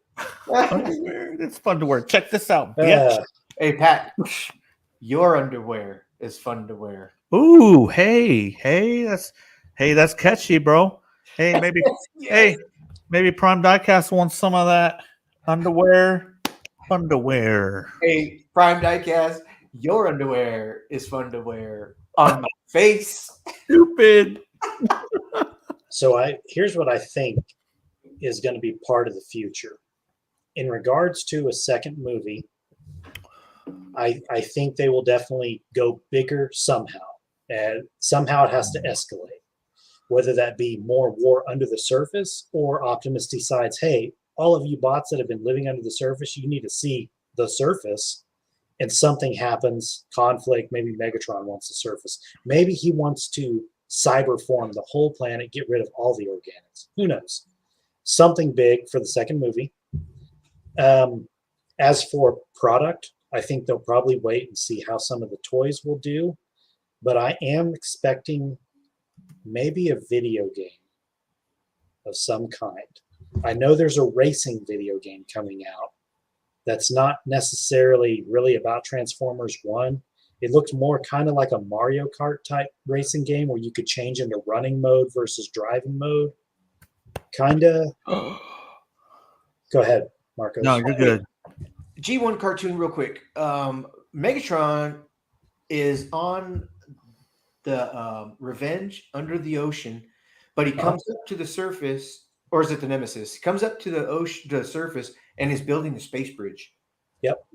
Is that the same timeline? Is that where they were based? They had the Decepticon underwater base. Yeah, they had crashed the Nemesis ship underwater, and they were taking like that little elevator chute thing that would bring them up above the water. They'd fly off. And yeah, they were making the space bridge. It was like 4 or 5 episodes in when they started doing that because they were trying to get Energon from Earth to Cybertron to start getting the rest of the military up and going because Shockwave was very low on Energon. Hey, it's funny because remember when Megatron's like Shockwave, they communicated after the millions of years and shit. Oh, dude, that Transformers hands down. That's all I gotta say. That's the last thing I gotta say. Transformers hands down, dude. DFS says dream scenario for DFS Infinity. Okay. Botanica teams up with Megatron on the surface. Transtech. Nuff said.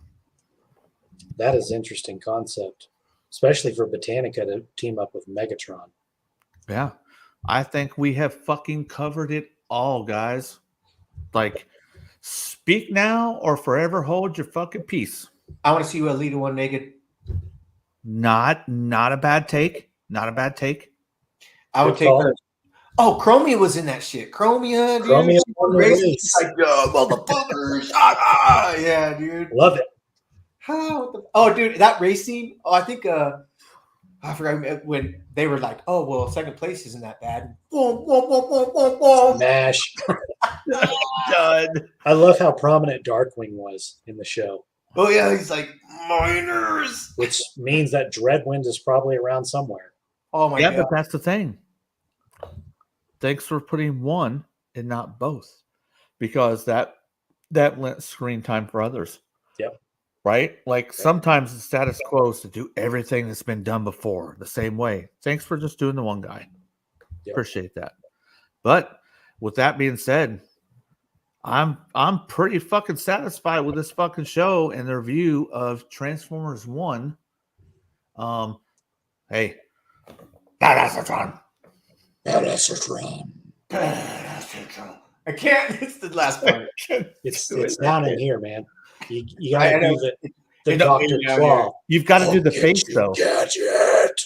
You've got to do You the gotta face get though. it down in here. Dr. Claw. Which the Dr. Claw voice is also the Soundwave voice. They just synthesize it. Wow. But dude, hey, this is the part of the show when we shout out everybody that was in this motherfucker. DFS Infinity, Prime Diecast and Toys, Pop. The Pop. Trunk, Profit Director. Let's see who else we got. MCDJ. MCDC. He was in the pre-show. I didn't see him on. Hey, huge shout to JJ Prime. He had a lot of good stuff, dude. So did DFS from start to finish. Those guys were both in. Nicholas, great to see you, man. Big Stan. And let's see who else we got. Larkin's Lair, dude.